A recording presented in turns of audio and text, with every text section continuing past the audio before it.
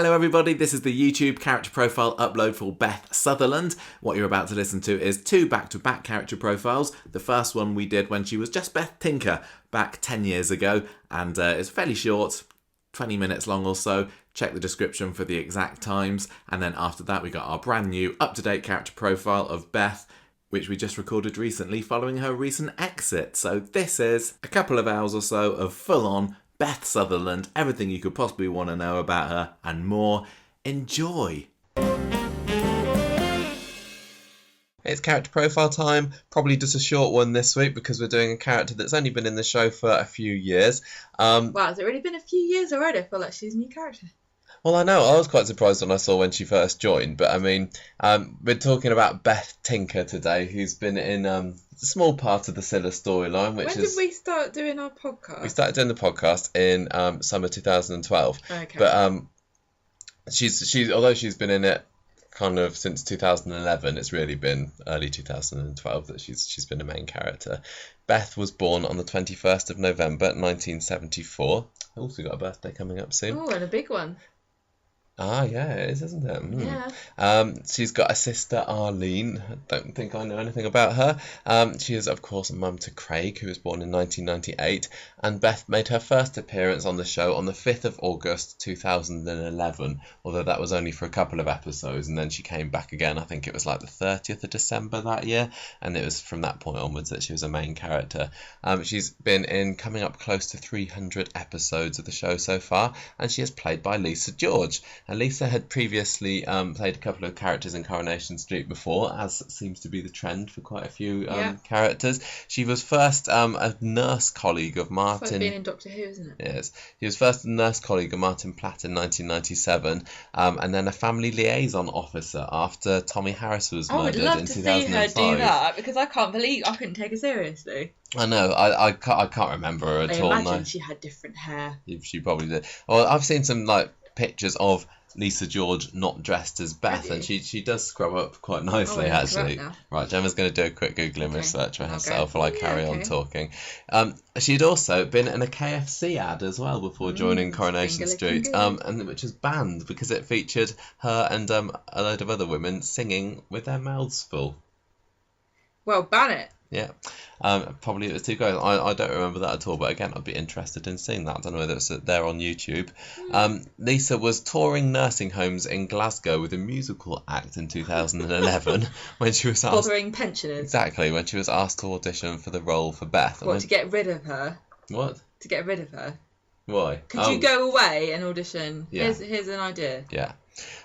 So the only backstory I think that I could find about her was in 2000 she used to be working as a model, and back then she dated Steve McDonald, although she was seeing someone else at the time. Wow. And then in 2011, that was back when Steve was trying to get back at Becky. And he was trying to ring up a load of his old girlfriends to see if they could go on dates with him again to make her jealous. So he got in touch with Beth, and he was a bit disappointed to discover she no longer has those model looks or figure. I know, it's sad. So that nothing particularly came of that. Basically, that was when she was in it, yeah? Yeah. So basically, somebody said to her, "Look, you should audition for this role of a model who's let herself go." Exactly. And she went, "Brilliant. Whatever, I'm exactly the person you're looking for." So she was in it for a couple of episodes there. She basically showed him the door. But then she came back at the end of the year and got a job at the factory. Frank Foster gave her a job, I think. So 2012, this is when Beth properly started in the show. So she'd been in it for 6 months properly before we started the podcast, basically. 7 months, sorry. Right. So first main storyline was clashing with Tracy, because she was saying that she was still in love with Steve. At the time, remember, Tracy and Steve were going to get married, and that's what Becky broke up when she left. But Steve, he split up with Tracy after discovering that she had lied about having the miscarriage, or rather Becky she said that causing the miscarriage. So Steve invited Beth and Craig to move into number 13 with Tracy, just to try and drive her out. Isn't that after he tried segregating the house. Yeah, well remembered. Thanks, That's good. yeah. Yeah, he split the house in half, didn't he? Which is a bit of a weird storyline. But that didn't work, so he just tried to drive her out Weirdly by enough. putting Beth in there. And of course, they brought along Daryl the rat as well. And Beth. And that is why Beth and Tracy are friends. In case you wondered why, recently she's been her bridesmaid and stuff. Because I was kind of like, I can't remember why these two know each other. Yeah. It kind of. Like, see, it seems like they've only just remembered that they're friends. Only in the past. Well, they didn't get on well months. at all at first, No, and they Tracy was really annoyed at her. But Beth was a pretty nasty character, I think. Well, not nasty, just around kind the of. edges. Yeah, she was a bit of a. She was a lot more of a Janice Battersby, Yeah, exactly. Cilla Brown kind of character at the beginning. Do you remember that model picture that she had of herself? That was like her lying on a fluffy rug or yeah, something, I do, like actually. looking sexily at the mirror. Oh, wow. And back then Craig never said anything either, and they've really turned him around for the better as well. Yeah. But Tracy and Beth did not got on, but they were able to put their differences behind each other and team up to put buyers off the house when Steve decided that he wanted to sell it. Later on that year, Beth was doing some online dating, and she was arranging to meet someone in a pub. She got Kirk to drive her to the pub, but it turns out that this guy was only interested in one thing, not a very nice piece of work at all. And so Kirk came in like a knight in shining armour and swept Beth away, rescued her, and from there, romance blossomed between the pair of them. And I think that's really why I like Beth. It's the relationship with Kirk is kind of like brought her out of her shell and made her a bit more of a acceptable. Yeah, I really, really didn't like Beth for the first 6, maybe even 12 months. If I go back and listen to some of our old podcasts, I was probably saying how much I didn't like Beth then. But there has been a turnaround since then. I think I just thought of who's this Janice Battersby wannabe or Cilla wannabe. She's not very nice. She's loud, brash, obnoxious. Don't like her at all. But it's the relationship with Kirk and the relationship with Craig really, which has just shown. Well, she's got a bit of a different side to her, hasn't she? She's more humane and because with Cilla, she was, as we've seen this week in the show, awful mum, treated Chedney so badly, but Craig is the world to Beth, and like the fact that they give her this little sea necklace and everything. That is sweet. I like the fact that she's got a necklace with sea on it. Yeah. That is actually really sweet. Although if I knew someone like that in real life, I think they were stupid. A bit creepy. Gross. 2013 then, she was accused by Roy of playing tricks on him in the cafe. Do you remember when Roy was doing all his sleepwalking and organising the chairs and the cutlery and everything in the middle of the night? For Hayley. Yes, exactly. So he was accusing Beth of doing that, and I think still then, I honestly can't remember, and it was only about a year and a half ago, I was like, yeah, Beth probably did do it because she's not very nice. The thing about Beth is that she's one of these characters who in real life is used to being crapped on. So she's very defensive and loudmouthed and quick to defend herself. Yeah, and I think that's what she was like with Roy. And it's totally understandable from like her background that she comes from, that she would be quick to speak up for herself, and it's probably like a survival mechanism that she's developed. Yeah, definitely. I think it was the main storyline that got me on Beth's side that year was when Craig thought that he was the one that had burned the Rovers down. Yeah. He was smoking around the back of the Rovers or something. What? Didn't he do that and throw a match or something? Because he'd fallen into drinking and smoking or something. And he thought that he set the Rovers fire, but then that was obviously Carl. What? And Carl manipulated Craig into keeping quiet, and then he just said, look, if you tell anyone that you saw me there, then I'm going to kill your mum. So Craig then went to the police. They do have a really weird relationship that goes a bit too far, those two, because he thought it was quite sweet when Kirk and Beth let's get up those stairs. Yeah, it's just that. And yeah. Well, he just likes the fact that his mum's got like a decent man for the first time in her life. Yeah, I think that's what they're trying to portray, but there's still a creepy vibe. Yeah. There that I think's unintentional, and I do my best to ignore it. He's a bit of a mummy's boy, isn't he? He's great, Craig. He's another one, isn't he? Craig, like at the beginning, I was like, I don't like him. Yeah, he's just a bit of a lummox, wasn't he? Like a big lump with nothing to say for himself. Well, exactly. He didn't say, he was pretty much mute for the first few weeks that he was in it, but he's had a big turnaround. But Beth and in the end, it came out that obviously Carl had been manipulating Craig and everything, and Beth was worrying that she's not a good enough mother to Craig, because why didn't she notice? Why didn't she notice what was going on? So she decided to make things up to him last year by trying to earn some extra Christmas money by becoming Employee of the Month at the factory. Oh, that was such a stupid storyline. Go on then, tell us. Oh no, you made me read it. I was just like to listen to you talking. I get to have a drink of tea. Voice. Go on, what happened last year? Well, where is it? I can't even read where we are.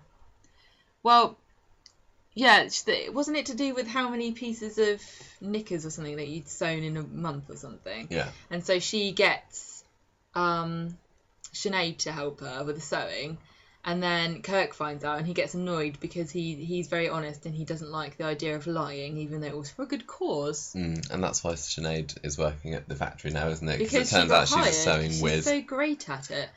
Yeah, but that sort of plan to earn more money didn't work, and now she's stuck earning money for her wedding. I thought that storyline was a bit of a non-starter in the end, because they showed a bit at the beginning and a bit at the end, but they didn't really go anywhere with it. It was just a way of getting Sinead in the factory, basically, I think. Yeah, as if they needed to, because when somebody comes on the street and they start looking for a job, they invariably get one at the factory. Yeah, if you're a woman, even if you're a man now, yeah, you can be a in packer. real life, very few people have got a good enough skill at working on a sewing machine that they'd be able to be hired. I know. It seems like it's a common enough. It's Anyone funny. can do it in Weatherfield. It's funny about that in Coronation Street, because they've got a thing on the show about making no big deal about women being able to sew, yet somehow none of them can cook. Yeah. And it's totally normal and kind of funny. Yeah, Isn't they've got a weird? different skills base.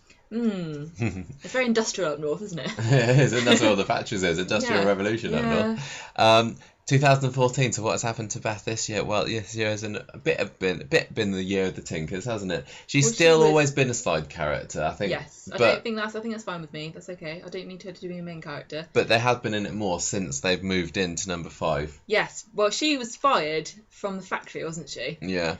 Briefly. I can't remember why though. Can't remember why. Was it something to do with Hayley? I think she criticised Hayley or something, and then Carla got really annoyed. I think it was actually. And she also had a bit of online bullying, because she rescued someone's bag or some winnings or something, didn't she? She rescued somebody from being mugged. After the bingo. Yeah, and they did a story about her in the papers, and then they put it online.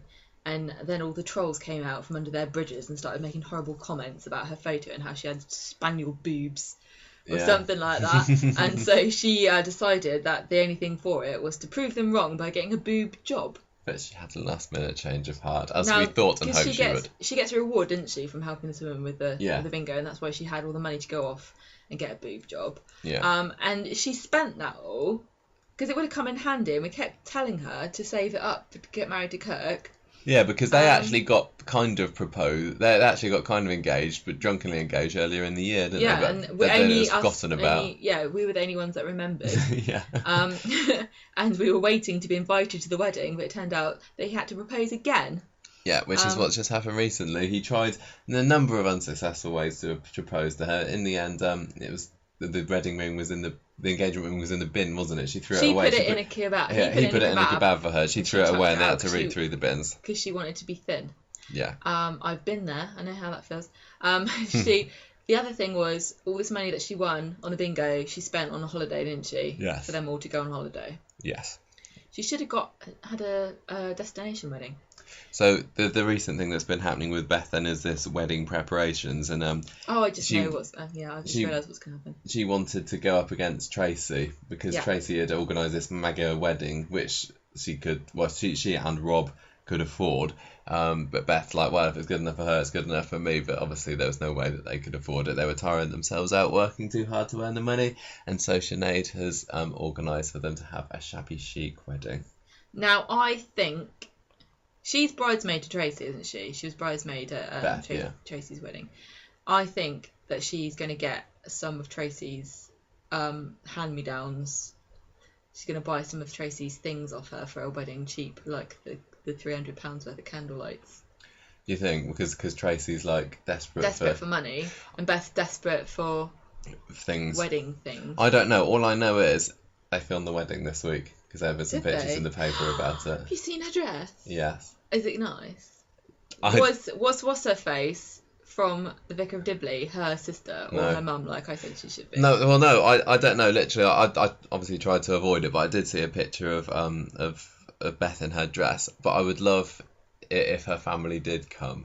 This could be the time to introduce the rest of the Tinkers, and we've heard about them. I mean, we've got Sinead's mum, and I think there's a few at the Brood. Just like it seems like they're a few streets away, doesn't it? The way that they talk about them, but we've never seen them. And I would just love to have the Tinker family expanded, and this wedding is the opportunity for that to happen. But I don't think that they're going to, but they seriously should think about hiring Emma Chambers, who is the actress who played Alice Tinker in The Vicar of Dibley. In The Vicar of Dibley, who, if you haven't seen it, she's more like Sinead than she is like Beth. It's just the fact she's called Tinker that makes me laugh. Could be her. But she could very well be like her mad cousin or something, couldn't she? Yeah.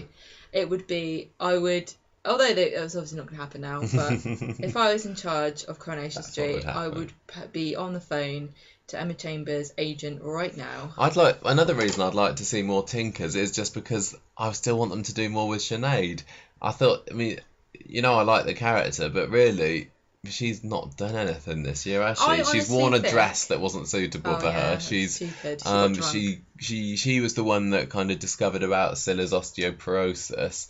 But Sinead and Chesney haven't had a storyline. I think if we get Beth's sister in, that would give Sinead the opportunity to actually do something. Bring on the Tinkers. I think the Tinkers could be a Corrie family of the future. They really could. I think people love the Tinkers, don't they? Is it just us? I don't know. People like families like the Tinkers in Coronation Street. I'd rather have 10 families like the Tinkers than people like the Windass Owens, who are just like drama, everything goes wrong for, boring. Serious. Yeah. There needs to be a family like that, like the Battersbys. Yeah, just like chaotic family, cheeky, happy. And that's where you go for the comedy storylines. Yeah, like the repository for comedy storylines, and it would kind of be funny, like if they had the Tinkers as a family who just kept having extra family members coming and who were like cameos from people that wanted to be in Coronation Street and they didn't know how to, like comedy actors, because sometimes they kind of like derail things, like, and I can't even think, but when we've had comedy actors in there before and they just kind of ruin it a little bit because it's kind of like the third wall being broken. Yeah. But if they were in the Tinker family, I could kind of I'd go with that. Overlook it. Yeah. I just think there needs to be a comedy family, and it's great that they're in the street, and it's great that they're moved in with Fizz and Tyrone. Fizz and Tyrone don't really need them, but it kind of adds a bit of legitimacy to them, and also is a nice home for Kirk. Yeah, it is, because Kirk's been in it a lot more since going out with Beth. I wasn't keen on them as a couple to begin with because of the age difference, I suppose.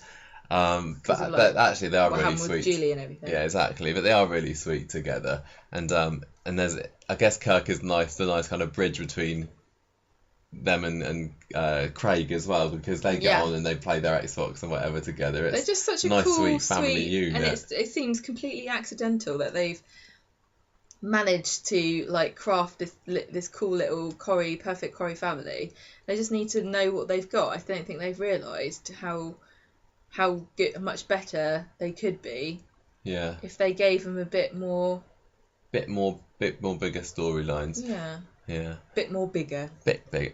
So we're not the only people that like Beth, because she was nominated for some awards in 2012. Well, this is back in the time when I actually didn't like them. She was nominated for Best Newcomer in the 2012 Inside Soap Awards and the TV Choice Awards, but she didn't win it. So hopefully surely at some point in the future she's going to be regular on like the comedy awards, the So Funniest Character kind of awards list. I hope so. Yeah.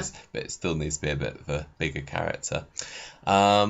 quote from Lisa: "I worked with some wonderful, creative, talented people, and it's such a privilege to be in this position and to bring their work to life. The actors are such great fun to work with. We always manage to have a laugh as well as work very hard. I hope to stay as long as they will have me, really." So it looks like she's good. sort of really settled there. She's in no rush to leave. Yeah, she and they'd be mad to get rid of her.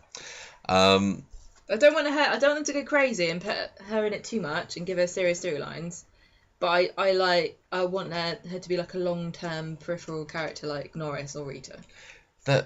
Would you rather they were as peripheral as Norris and Rita, or would you rather that they became a Battersbys, which were actually quite a big family and they had some meaty storylines, but they were mostly silly storylines?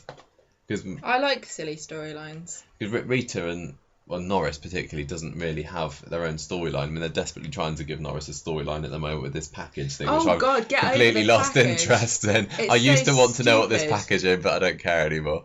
But yeah, that's what I'd like to see for them in this show.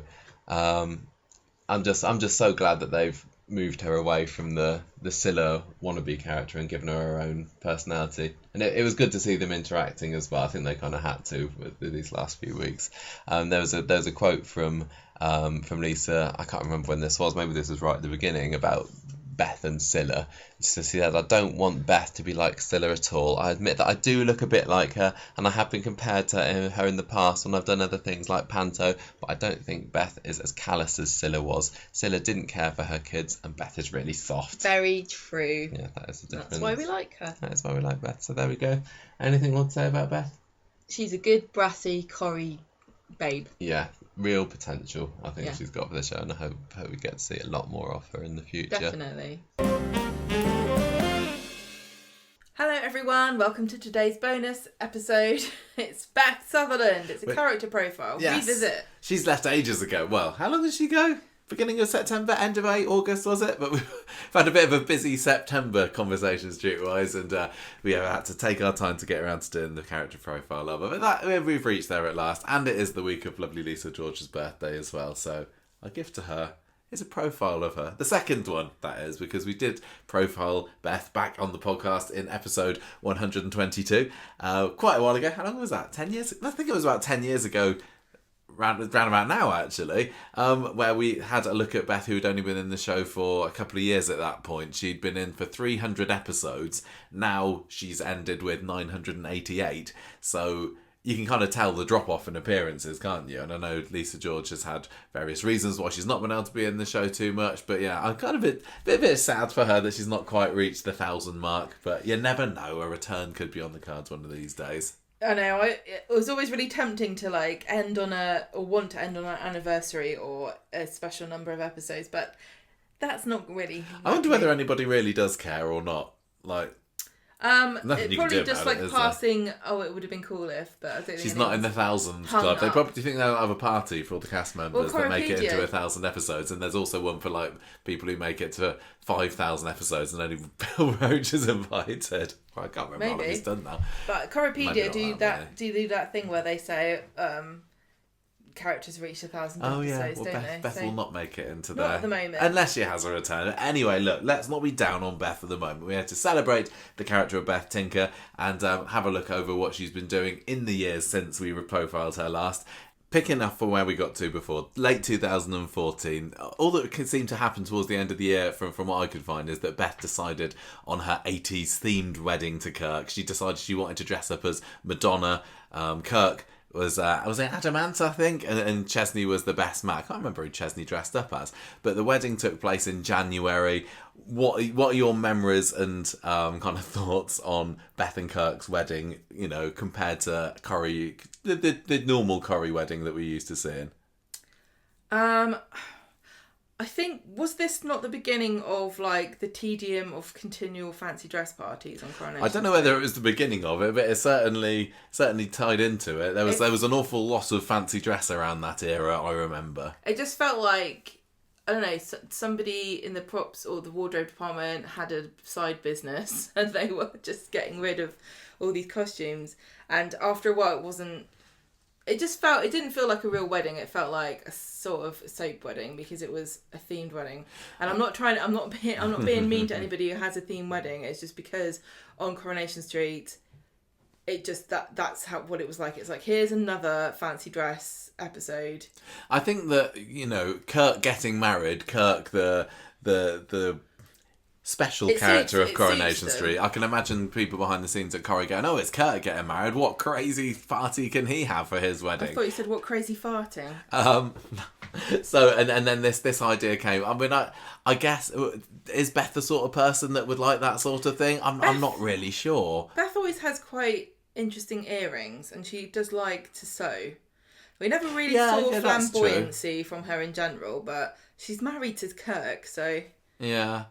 I think, you know, when I look back on the wedding, I don't think it was one of my favourite, but it is going to go down as one of the memorable. It will be in a clip show. In terms of look only. Yeah. We got quite a few fun costumes from the characters. They did want to have a shabby chic wedding, didn't they, before then, but changed their mind. Yeah, I can't remember what happened with that, but the 80s one was what they went for. Lisa George loved it. I've got a few interviews that I'm going to pepper this discussion with, and she said at the time that Beth was a real 80s girl. Originally, they suggested that Beth might want a 50s style wedding, because Lisa George does love all her 50s stuff, doesn't she? And she likes the rockabilly and all that. Classy stuff. Yeah, but she says, well, no, that's me. That's a wedding for Lisa.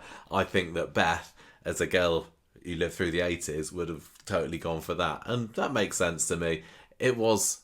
She said it was a very Beth wedding. I'm going to say it was more Kirk, but I suppose you know, Beth's fashion wasn't particularly conservative, was it? She did, even, you know, right until the end, had a few quite outrageous outfits. The bow, the massive 80s bow, true, yeah. Which was, I can't remember whether she had a big bow like that on her wedding, but that was part of her kind of everyday gear right until the end. And even when she had the glasses, which she would wear occasionally in her final scenes, they were the big horn-rimmed, bright green glasses. So that's what I say. Yeah, so...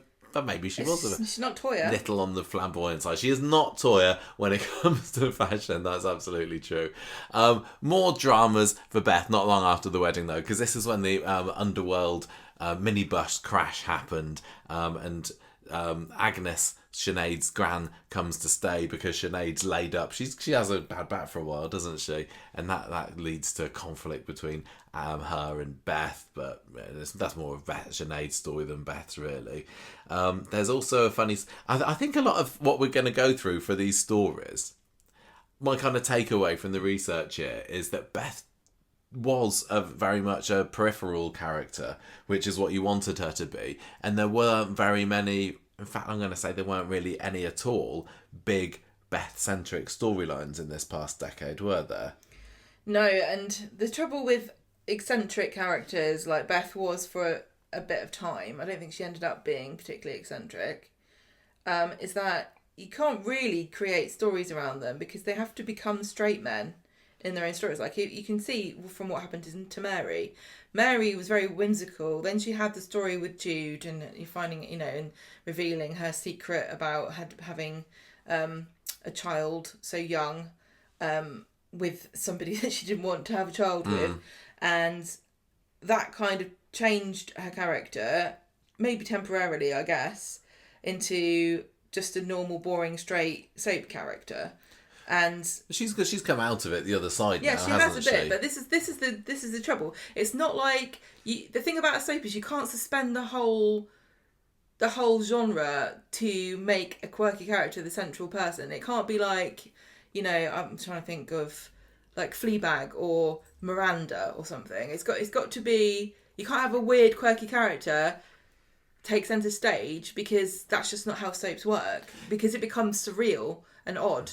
You get some... Do you know what I'm saying? Yeah, for sure. You get some characters who, you know, are never out of the programme. You get others that will have their big soap magazine front page story for a year, and then they'll go quiet for a few years, but then they'll come back again. But then you get others like Beth, who really never gets her time completely in the spotlight. And, you know, you don't know whether that's down to, is this a decision from the upper bods at Coronation Street who just say, no, that's not right for Beth? Does Lisa George herself say, I don't want to have a big story? Or I don't know, is Well, it the thing kind of a about it, mixture? there's only a certain number of ways. I mean, soaps are really good at finding unique angles, and every character's distinct still, despite what I'm going to say. But there's only a certain number of ways you can have a cancer story. There's only a certain number of ways you can have a drug addict story. So, like, take Sinead, for example. She was incredibly quirky too.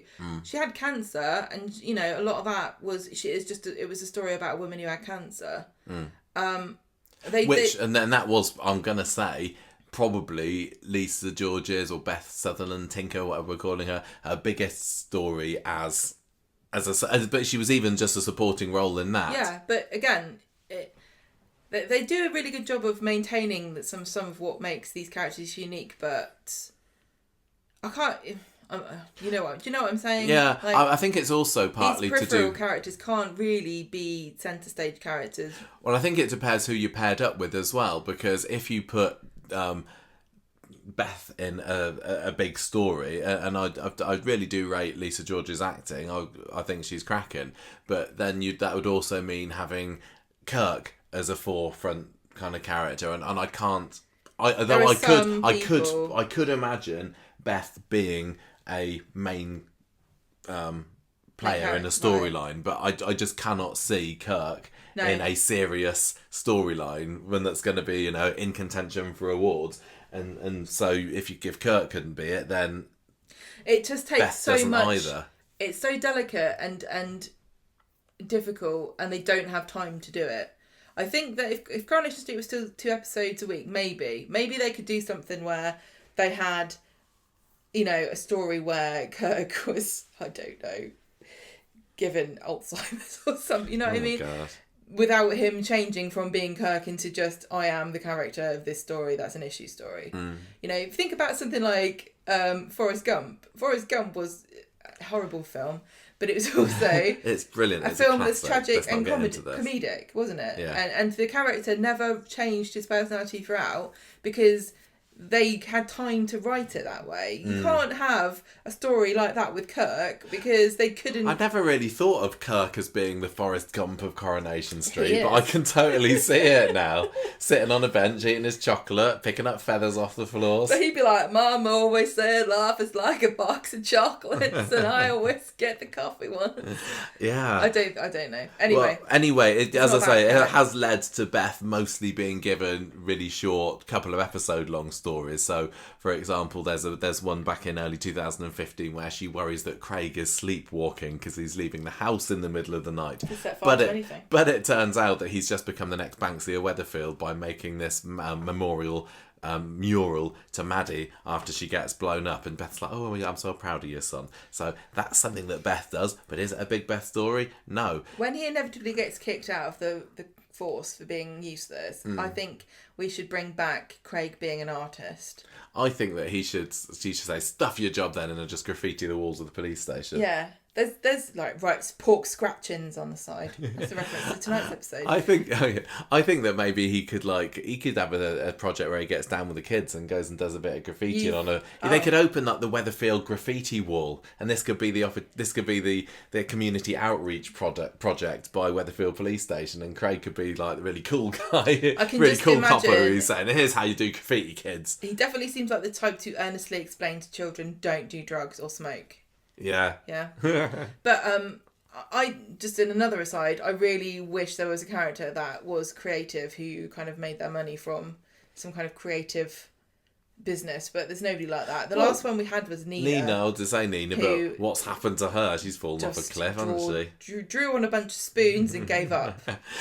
So we had that sleepwalking storyline. There was one where Beth finds a holiday brochure, thinks that Kirk's booked a surprise holiday for them, but it's actually Sinead who's booked a trip to Wales for her and Chesney. But Kirk's forced into booking a trip of his own for him and Beth all the same. So they go over to Wales. Beth gets stung by a wasp while she's skinny dipping.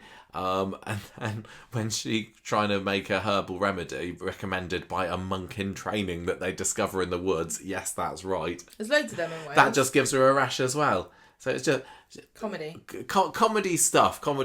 But I'm gonna say there's not a whole lot where I think back on Beth and go, that was bloody hilarious. You know, it's just like that's a bit funny, that's a bit weird. What a situation there. And die of cancer, Michael. We've got to have I know. stories like, for example, starting a business, making clothes for dogs. Yes, she does. One of the things that Beth has got going for her is she's very industrious and she likes her side projects. Sometimes that gets her into trouble, as we found out in her exit story. She's a But yeah, grafter. even back in 2015, grifter. she was saying, "Well, I'm gonna make these clothes for dogs." Kirk won't help her because he thinks that it's too demeaning for them. I can't remember what happened with that in the end. Probably not a whole lot, to be honest. Wasn't there something to do with bandanas, that she made bandanas? That was Sinead. cancer bandanas. Yeah. That was our. No, I think that was. Well, we'll get there. I've got it on the notes here. Spoiler alert. So we get the story when the Connors descend on the factory. Johnny, Kate, talk about a rash. Aidan. Yeah. Beth is not happy to see that Kate has been given a job working alongside Kirk because she thinks that Kate's after Kirk. And Kate finds this out and ends up winding Beth up about it on purpose. The two come to blows, and then probably the story just ends after a few episodes, and that's that. That's kind of it for 2015. Do you wanna move into 2016 and find out whether anything more of note happened to Beth there there? were some things. Nothing. You just want to go past all Yeah, that? just Oh, nothing. okay. Nothing. Right, so 2016, she gets a year's worth of free hairdos from Audrey because David accidentally put the wrong dye in her hair and she gets an allergic reaction. Not a rash. She's a sensitive young lady, that Beth, isn't she? I know. She comes. Maybe this is where she's really got her brashness. She had to develop a tough skin for just sheltering herself from all these dodgy hairdos and herbal remedies that she had to encounter in the woods. I don't know. I don't know. She goes to a school reunion at the bistro and she bumps into her old frenemy called Lindsay, and she's like bragging. And so Beth decides to lie and say she's got a posh flat in Weatherfield Keys and that Kirk is a chiropractor. But Lindsay calls her out and Beth has to admit the truth. And then she says even though he's daft as a brush, she and Kirk are still happy. But unfortunately, Kirk takes offence at this and splits up with her temporarily. Notice how I think Kirk's always putting up with her. I know. I mean, I noticed this when I was putting the notes together, and it's not anything that particularly I would remember too much about their relationship. It didn't feel like that's their thing. No, but it did turns out happen that a it lot. really was. Yeah. They split up an awful lot. I think, how beloved a couple would you say that Beth and Kirk are amongst the fandom? I don't think even top 10. I think people... I hear that people kind of do like them a bit, but Yeah. there's so little of them that it's hard to judge. Yeah. And it depends. I think a lot of it depends on how much you can tolerate Kirk, to be honest. But they're harmless as a couple, and I think maybe splitting up a couple like this just for a little bit of a 1 or 2 episode drama and then put them back together again has got a bit of a feel good factor about it. But yeah, they certainly they had their ups and downs and splits over the years, and this was probably the first of many, but certainly not the last. No, and it's really hard to sort of say, how do you fill the time then? If you don't want this to happen, if you don't want these little throwaway silly stories that take a few episodes or people split up and get back together again, or what do you want? Because they've got to fill the time with something. There's 5 or 6 stories a week. They're not all, they're not all going to be stories for the ages, and some people have got to get their counts up, don't they? What do you think that they saw in each other? Because because Beth's obviously a bit older than Kirk. I remember there being a scene where he's like lying on top of her, and he says, "Oh yeah, you got the top of your head smells like a wet dog, eh? Isn't it lovely?" And I think he just loved having somebody to cuddle there, and she probably did.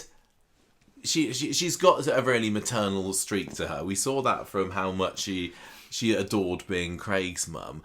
And I think that Kirk, can't... See, I worry for him now he's a singleton, that he can't live his own life. I don't think he does know how to cook anything or wash his own clothes or literally anything that a normal functioning adult has to get on with. And I think that maybe Beth took advantage of that in a good way. Like, well, you're away from Australia in need of somebody with a maternal flair. I'm your woman.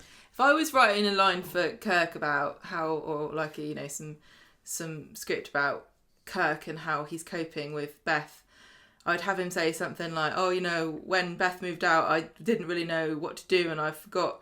I realised I struggled to live by myself. But then I thought, if I was a dog, what would I do? Because I can look after dogs, and now it's easy. I just make sure I have a nice bath every day and some meaty Take chunks. myself out for a walk. Yeah, and some meaty chunks for dinner."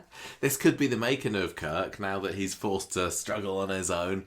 But I think he knows what he's doing. What did Beth see in Kirk? I suppose that he made her laugh. Somebody to love. I think it was basically as simple as that, which maybe makes it odd that they did sometimes split up. I think she wanted to feel superior to somebody. You reckon? She enjoyed being a homemaker, being the one who knew what was going on. Yeah, maybe. I don't know. She had to have done, didn't she? I think that often when it was often the Kirk that did the leaving when they did have their splits, and he was a very moralistic, and he's got a fairly simplistic outlook on life, doesn't he? He's got his morals. He knows what's right and wrong, and if she's done something that he thinks, oh, that's not right, then his immediate reaction is to get away. But they did kind of felt like they belonged to each other in the end, and I am quite curious to find out who Kirk is going to be paired up with next. Do you think that he will get together with anyone? Because there are some characters that just don't really, and I don't really need them to, like Mary. I think it'd be sad. It'd be like a little lost puppy not having an owner, don't you think? Yeah, but Michael permanently scratching at the window of the pet shop. I have seen some really cool videos of dogs where their leash gets dropped and they just pick it up and put it in their mouths and walk themselves, and they don't even realise they're doing it. That is Kirk. I think that I can't remember how long after Beth came into it that she got together with Kirk, so I can't remember whether she was designed, as a character to be a partner for Kirk. They're making dolls like that now. I think that having I'd quite like him to go out with somebody who was a bit like a female version of him. I think that when like in Red Dwarf, where they go to the ship and there's all the female versions. Oh, we got the parallel universe episode. I could kind of imagine a Kirk, a female Kirk who's just as dense and clueless as him could be quite fun. Sinead maybe was sort of like that. Yeah, and there was obviously never it would be anything funny romantic between them. But if Kirk ended up with somebody where he was the clever one. I don't know whether I could take a character. I don't know how they could do that requiring. without it being really obnoxious or just too hard to write for. But anyway, we're going. No, it's fine. We're talking about their relationship. I think that's important. Yeah. I did kind of think that she did take advantage of him sometimes, and she was a bit cruel to him. Oh yeah, and she's mean. It's like us. Yeah. Like she's horrible, and thinks she's so smart. And he's just a lovable idiot.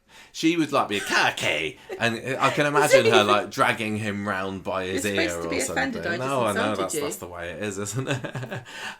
So I think that having somebody who was more of an equal rather than the boss of him could be what that character needs right now. Well, he goes to live with Norris, but back to the story. Norris beats him in board game. Kirk beats Norris in board games too often, so he kicks him out, really. Yeah, Norris gets fed up with it. So that's Kirk's hidden talent. He's got a few hidden talents, actually, as our Kirk, hasn't he? Who knew that he was a talented singer-songwriter? I want to see him run. So when Craig applies to become a police officer, his application gets refused because he didn't know that his dad is in prison. So Craig's really mad at Beth, and he moves out. A lot of these stories are like Beth doing something wrong and Craig or Kirk. And then just kind of sulking and pouting about it. Yeah. So Beth doesn't really listen to him when there's a mediation session that Sally arranges. So Craig is curious about his dad, goes to visit him and discovers that actually he and Beth never divorced. Oh my God. So Craig, in revenge, reports his mum. She gets arrested. Kirk leaves her again. She gets fined £150 and she gets community service, which is one of those invisible community services that you never ever see them No, doing. no, Beth actually did do Oh, it. really? Don't you remember? There was No. there was one scene where Obviously, she not. had to get somewhere. I can't remember where it was. And she persuaded Mary to do some of her community service for her. I've got Yes. vague memories Okay, of well, like take Mary it back climbing then. out of a I maligned Portaloo them. window or something I so maligned that Beth them. could get somewhere, yeah. Right, so Beth and Kirk reunite through grief when Ozzy gets put down, and That's Maria's dog. and then Beth buys Kirk a puppy, Yes, Peanut, and Craig forgives his mum because I think people get fed up with it. That didn't sit right with me, Craig falling out with his mum, because I really, really loved that relationship. For where mother and son relationships go, and not being the biggest fan of Beth, that was something that I could certainly look at and say, yeah, that's really sweet, that's solid, that Something is. I like about her. When Craig fell out with her, it just didn't sit right to me. But that kind of goes for that whole story itself. Looking back on Beth's a bigamist, I feel that was a bit of a misstep. What do you think? Yeah, it's silly. It's silly. I don't know. I've got to do. It just feels like it happens all the time in Coronation Street now, even though it's only happened twice. Well, I recently. mean, we had it with Tim, didn't we? Yeah. We found out that Sally and Tim weren't actually married, and he'd accidentally got wed to somebody in Vegas years back without actually realising it. And I think that I don't think bigamy is that common. Correct me if I'm wrong, listeners. But to have in a fairly short space of time a couple of couples who, as far as we know, were happily married, only to be retconningly told that we're not. I wouldn't mind so much if it was always from the start put into the character's story arc, and like when they got married, the viewers would know, or at the very least, the higher ups at Coronation Street would know that this big reveal would come. But this was, I mean, it wasn't super long after the wedding, and maybe that's what made it even weirder at the time. Maybe it was planned all the way back from the wedding, but it was, yeah, having it as another reason for Craig and Kirk to fall out with Beth, it just made it all, you know, lots of people had really great fond memories of the 80s wedding, and now when you look back on it, you think, well, does Lisa and George know? Because apparently the character of Beth knows that it's all a farce. And it kind of spoils it a little bit retrospectively, doesn't it? Retroactively. Oh yeah, it does. Yeah. Because you get your characters like Arnold Swain, who was Emily Bishop's bigamous husband in the early 80s. I think that was planned right back from the beginning, so the viewers might have known going along that she was married to a bigamist. I can't remember for sure for that one, but definitely He was a villain. Yeah, he was. He was not a nice piece. He wasn't like mega villain, So- but I think it was his bigamy that made him mostly villainous. There's been like 4, hasn't there? Well, there was him. There was Eve Sykes, Wasn't who she a bit of a villain as well? Well, she was definitely from the wrong Antagonist. side of the tracks, being one of the Sykes, being Linda Sykes' mum. But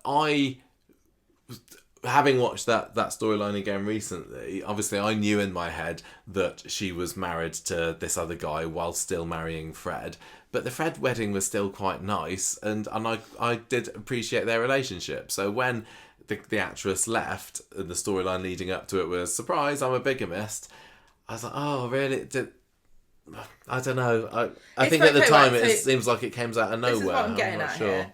We've had like five people be bigamists. We had Peter, we've had Arnold Swain, we had Eve Sykes, and then we've also had Tim and Beth. Okay, the latter two were like kind of, they weren't serious characters. It felt, although Beth's was quite a bit more serious than Tim's, that they both kind of felt like, oh, idiot.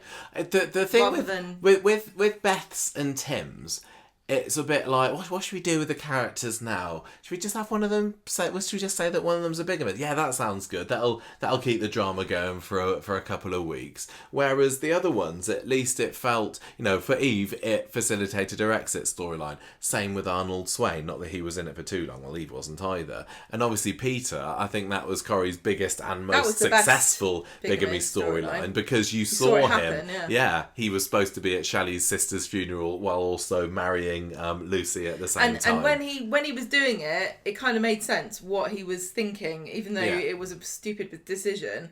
Like with Beth and Tim, you're like, really? Yeah, it just didn't sit right for me with Beth. And you could almost tell that there wasn't that much of a long-term plan for it, because they've only just recently talked about remarrying. I can't. Yeah. It might have come up a little bit in the interim, but as far as probably the vast majority of viewers were concerned, Beth and Kirk were remarried. I thought that I read somewhere at some point in the last 10 years that the assumption was that they'd gone off and had a quick register office do, and they were actually married.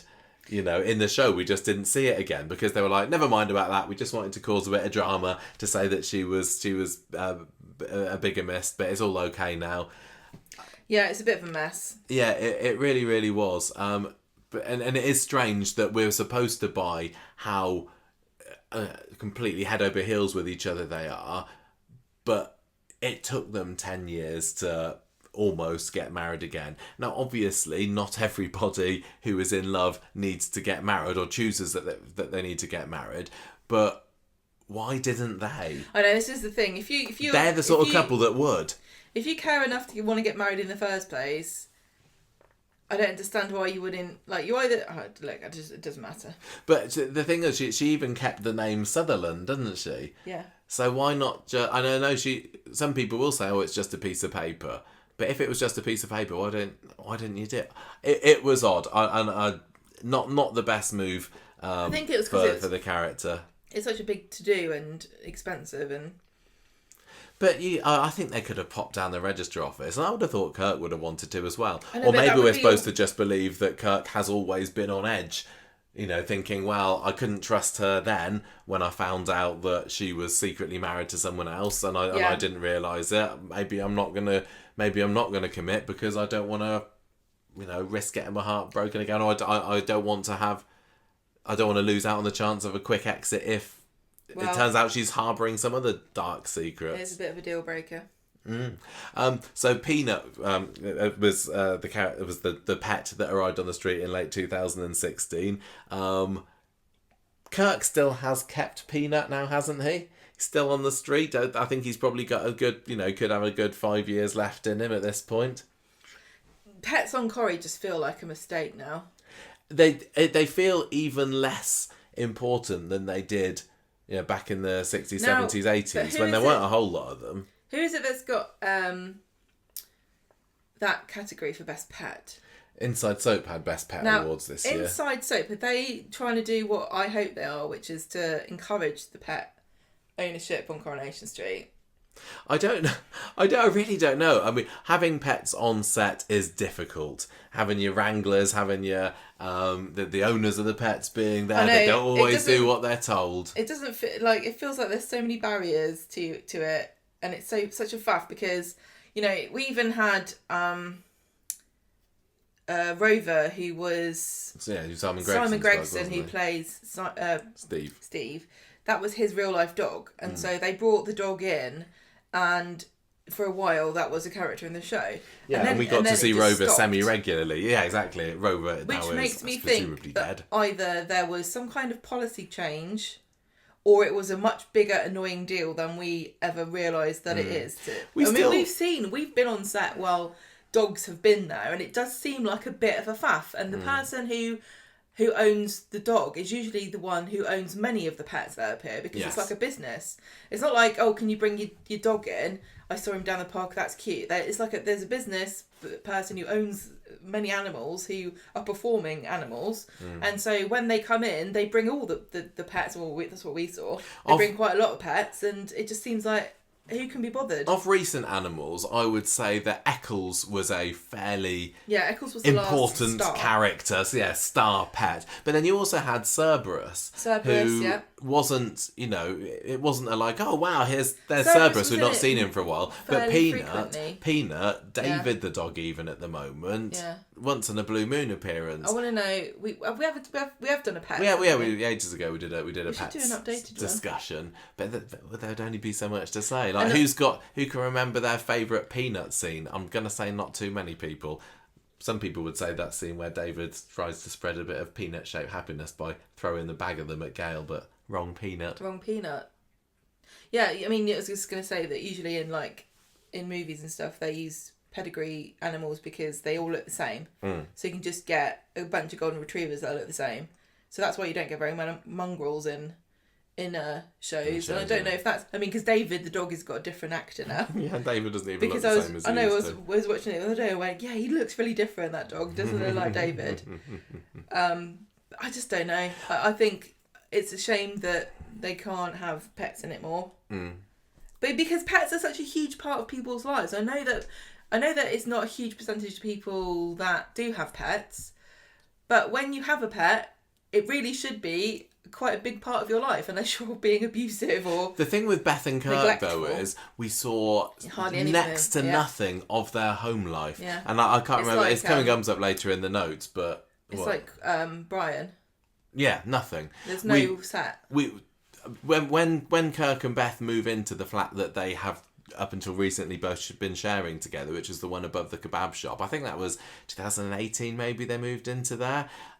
We saw them move in, and since then that set has appeared 4-5 times. I don't even know. I can't even tell you what it looks like. I can't even picture what that flat looks like at the moment. It's a dead set. It's a retired set. And for a character, I think, to become really well loved and well established on a soap, it is important that we have a home life for them, which again we're still waiting for Lisa Swain and Betsy. We don't see what life is like for them at home. And as Coronation Street, a soap, is supposed to be about a kitchen sink drama, you need a kitchen sink, don't you? And I know we make fun of the expanding walls of Coronation Street, but the alternative is just that a character doesn't have a set to live in, and that is kind of a bit of a death knell, you know. Yeah, I think I probably would have stronger feelings towards them as a couple if we just got to see a few more sitting round the breakfast table sort of scenes, or sitting on the sofa, you know. It's kind of a bit of a promotion for Sean to have his own place, because he's lived with Eileen since he moved in, right? Since he came to the show. Yeah. This is his first ever place. But at least he's had a base, hasn't he? He's had a family. It's just the family he chose. This is what I mean when I say it's promotion, because he's been waiting a long time to have somewhere to live. Yeah, yeah. And it makes me wonder who's going to be moving in with him soon. Anyway, you can tell us what happened. Yeah, not a whole lot in 2017. I mean, this is when Sinead has her abortion after Ken tells her that she's wrecked Daniel's life by getting pregnant. What? I mean, look at him now. I think she did. So he's going to go to Oxford, Sinead confides in Beth about this and says, I hate Ken for making me do this. So Beth is kind of just a bit of a sounding board for Sinead there. Yeah. All these blonde Corrie girls, I always get them mixed up. Craig also confides in Beth that he fancies Bethany. We have another story later in the year where Kurt gets a parking ticket. Beth tries to get Craig to cancel it, but he won't because he's an honourable copper who would never do anything against the rules. Oh, well, that didn't last very long, did it? And then what you were referring to earlier with the bandana, this was the crowdfunder that Beth and the factory girls tried to get started after the factory roof got stolen. So Beth, they want to produce these bandanas, and Beth's idea is to try and kickstart a somewhat flagging campaign online by mentioning Hope's cancer when she had it when she was a little girl, and that does the trick. What's that got the to orders do start with it, coming though? in. The factory roof gets stolen, and the girls make Well, I think the crowdfunders for their livelihood. Yeah, they don't. It was. I was thinking. And Beth's like, oh, look at this. Let's sell The poor mum of this cancerous child. Exactly. Tyrone isn't happy about this when he finds out about it, but he changes his tune when the money starts coming in. But Beth gets understandably narky when Fizz secretly takes some of the cash for her own family. And they later bond over a shared misunderstanding when the family trampoline is set alight outside the back of number 9, and much hijinks ensue, I'm sure. Fizz initially blames Beth for this. She thinks that Beth, as an act of revenge for her stealing more of her share of the money than she was owed, has arsoned up her trampoline. But of course it was young Hope, who was just a little flicker of a flame back then. Well, that's what you do, isn't it, I think? Yeah. If you want to get revenge on someone, I always find setting fire to their trampoline. That's what you do. It's particularly effective if it's one of those in-ground ones. Well, more effective than setting fire to their swimming pool. No, because you can pour petrol all over it. It looks lovely. 2018. So, Beth gets concerned when Craig exhibits signs of OCD and won't talk to her about it. I think he's still in that. He's still in the stage of not wanting to talk to anybody about the fact that he's got OCD. Well, he mentioned it the other day. Did he? Yeah, he did. What did he say? I missed that. Yeah, we definitely have mentioned it on the show. Oh, I've forgotten about it. Because I said, you're playing a dangerous game here, Coronation Street, because you're just reminding everybody that you're just reconfirming the fact that you're not trying to retcon that he doesn't have OCD, but you're also not showing him coping with having OCD, just assuming that everything's fine and he can deal with it, which is not actually how OCD our works. Understanding of how that works from what we've been told. We knew it at the time. We said at the time, this never is gonna be a able to bad keep this idea. up. Yeah. There's another whimsical story with Kirk and dogs later on in this year, isn't there? Well, he starts up a dog walking business, and he walks this dog, and it belongs to a sexy lady called Sharon. And he lies to Beth and tells her this is an old lady. But Beth becomes suspicious when Sharon starts giving Kirk expensive clothes that she used to belong to her ex. And also, she asks him to come to speed dial as a backup in case her blind date goes wrong.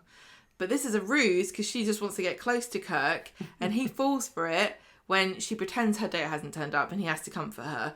And Beth just has no idea that this woman is sexy and after Kirk, and tells him to carry on dog walking because the money's good. Mm-hmm.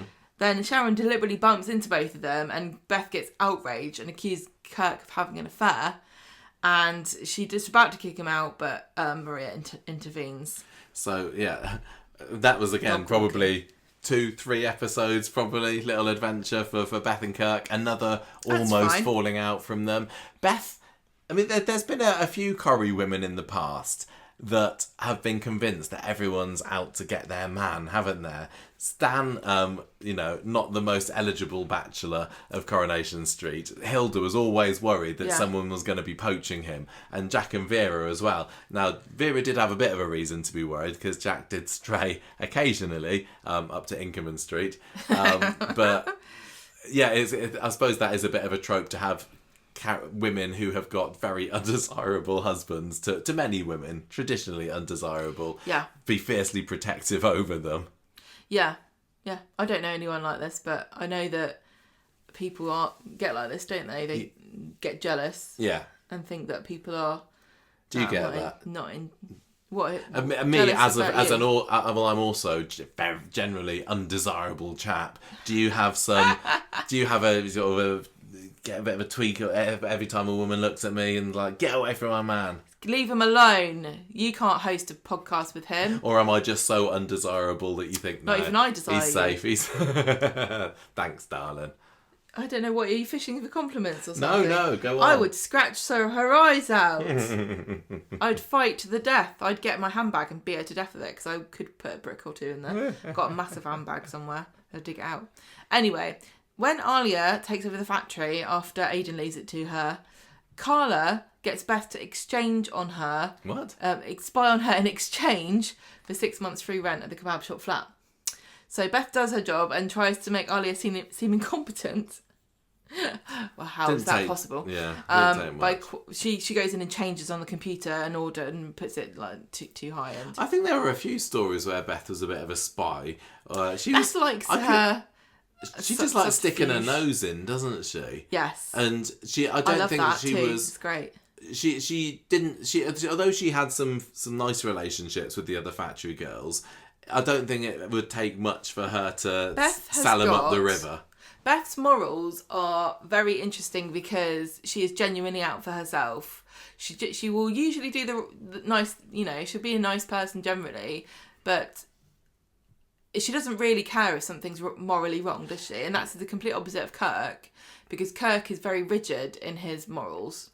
Yeah, I think Beth would sometimes say, I think she might do it for herself, but then say to Kirk, I'm doing it for us, Kirky. Yeah, exactly. I'm doing it for me, you and Peanut and She's Craigie. really out for herself and quite cutthroat, actually. And I, admire that. I admire her for that, really. So Beth sees Steve sneaking out at number 11 and thinks that he is having an affair with Abby, but it's actually her giving him dance lessons because he's getting married.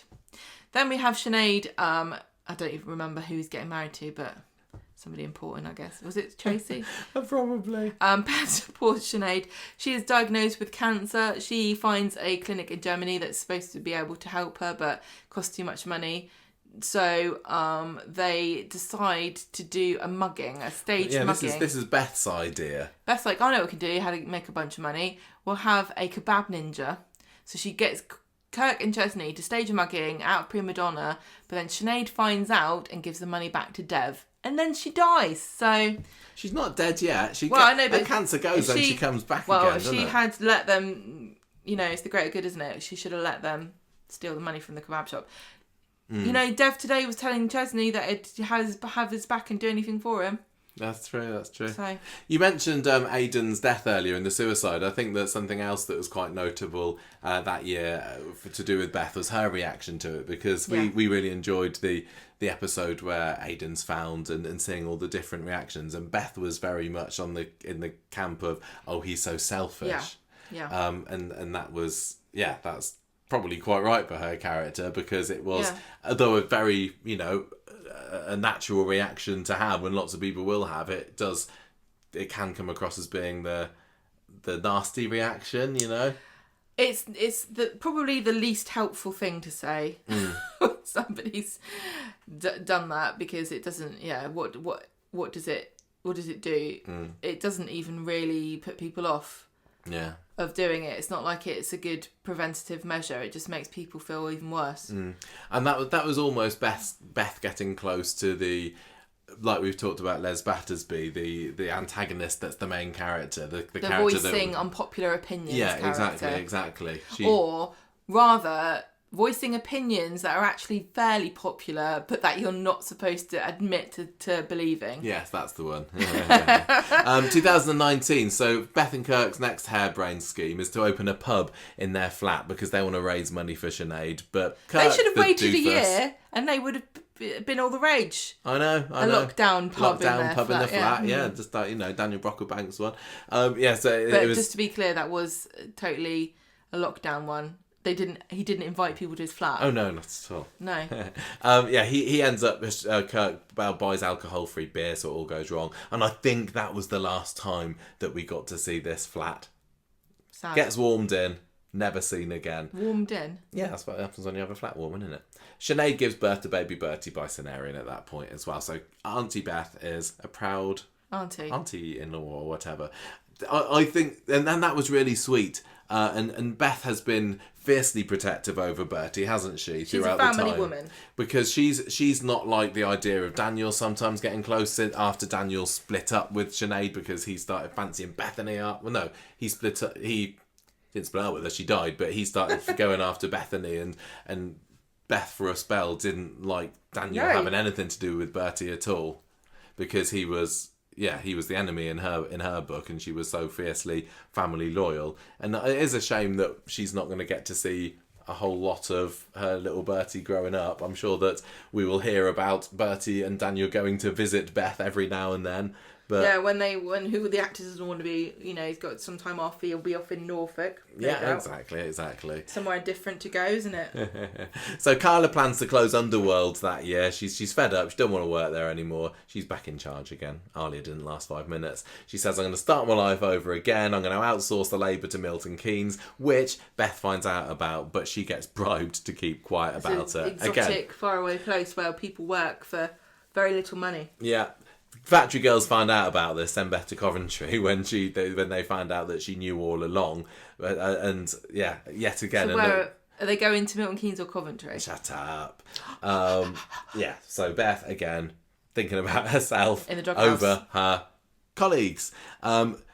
We also had Beth partially involved in the factory roof collapse story that year. She's the one that's sewing up Rana's wedding dress on the day before the roof collapse, and she says to Rana, come and get it, it's done. Bet she wishes she didn't do that now. Whoops. What else did we have? There was a story, again, another scene. Everything in Beth's stories is just individual scenes. There was a funny one where Bertie gets brought back to Coronation Street from the hospital, and Beth is overheard on the baby monitor dissing Claudia. Do you remember that? Because Claudia was going out with... No, she wasn't going out with Ken, but she was just good friends with Ken. And Bertie is in his cot in another room. Beth goes and tells him about what a toffee Stuck nosed up. cow Redhead. Claudia is. Claudia hears about this and is of course affronted, but it does bring her and Ken together. So there we go. More family arguments ensue later when Beth poo-poos Sinead's idea of having a naming ceremony rather than a traditional christening. And we find out that the Tinker clan in general are fairly religious, which is something that hadn't come across at all in Beth, but Beth was absolutely pro traditional christening, which is interesting considering that I don't think she really wanted to have a traditional Christian wedding, but just because we needed to have a drama and a spat between Daniel and somebody, Beth was brought into the no naming ceremony. That's a load of tosh. Let's just go traditional here. So because Ken is standing by Daniel, Beth decides to report Claudia for not picking up after Eccles. And do you remember Ken getting very affronted at the christening ceremony when he says that when he sees the photo that Beth takes of a big pile of poo. And that really did, that quote at the time kind of summarised, I think, what we were feeling about this story. Beth, again, going behind her family-in-law, being a bit of a sneak, trying to get people in trouble. Even just as part of her exit storyline, it was her sneaking and poking her nose around corners, didn't it? When she was snooping on Kit and Sid. Sid? Yeah, Sid, the t-shirt man. Oh, yeah. I mean, I like Beth. I think, she might actually be the one that's most like me. I think you might be right. Maybe you need to get in there now. Maybe there's an opening for... She's actually really horrible. And she's only out for herself. But she's got lots of love in her heart as she well. Loves just like christenings. you do. Yeah. I haven't been. I've been to one christening. But that was your own. No. All right, 2 then. 3 maybe, actually. But, the offer is still open, everybody. If you would like me to name your baby and you're a patron... Oh yeah. And if I've named the baby, I think I should really be there when it's christened, don't you? Well, this fallout at the christening turns into a full-on food fight. So I promise not to throw any hilarity. food. This was the year when Kirk decided, and again, good job he decided to do it in 2019 and not 2020, to become a professional singer, because he's the entertainer at Bertie's christening. This is when he does his "My Soul, Your Soul, Our Souls" song, and then he's like, "Oh, I quite like this," and tours the country for a bit. So Beth is left on her own very weird. and missing him. Yeah, Beth gets herself into a bit of hot water when the Gazette takes one of her photos of Bertie, puts it in the finals of the photo competition with the caption "Where's Mummy?" Sinead, who is a little bit on edge at the moment because she's thinking, "Oh gosh, I might not see him. I might not. He might not see me grow up." Having "Where's Mummy" as a caption is going to be naturally quite upsetting. But her being in this photography club was good news for Nick, because somebody who's one of her friends at the photography club says, "Oh, I've got a picture of Nick having a jog miles away from the factory when the roof collapsed." Yeah, running away. And that was Nick's alibi for not being the one that did it. That's nice and coincidental, isn't it, everybody? I know, but I don't... Okay. Do you remember this story next, when Kirk came back for a bit and he had an itchy bum? This was how low some of these Kirk and Beth stories. We had a big pile of poo earlier in the year. This time he comes back. There's a whole episode dedicated to Kirk having an itchy bum, and he, rather than going to Beth for advice, he finds solace in Aggie, and it turns out that he's just got a label that's irritating his arse. That happened to me the other day. Not my bum, the side. All day long I was like, I got like an itch or something, and I realised it was the label of my pants. Did that feel like it should have been put on primetime ITV? No. I have actually recorded a 6-part podcast series called "What's That Itch?" But I didn't release it in the end because it was just my pants. You think you probably have the Coronation Street people saying you plagiarised them. I know, it was going to be the new serial. Beth sells her factory shares to some of the shareholders at the factory when they decide that they don't want a Christmas bonus this year, but she does. And this is when the cancer story comes back in earnest, and this was absolutely Beth's finest hour. You didn't see a lot of this because No, you you chose tell me not to what view happened. that story. It's basically, well, she finds the lump on Sinead's neck on the morning of her wedding. Great. She's helping her with her hair. So Sinead goes through the wedding knowing that this lump is here, gets told that she's terminal, she's within her final weeks, and Beth, as sad a story as it is, I really thought that this could have been an opportunity for Beth to have a turnaround. As somebody who came into the show, I didn't really get on with them, but then grew to like them for how kind of wacky and kooky they were. By late 2019, Beth was really, really not one of my favourite characters, and I hate it when they do that. They take a character that I have really, really enjoyed watching, and she just became too snipey and too, not stuck up, but just nasty and snarky to people, and trying to cause fights and arguments and stuff. But this particular story, Lisa George really, really shone, and I thought this could be the beginning of a renaissance for Beth.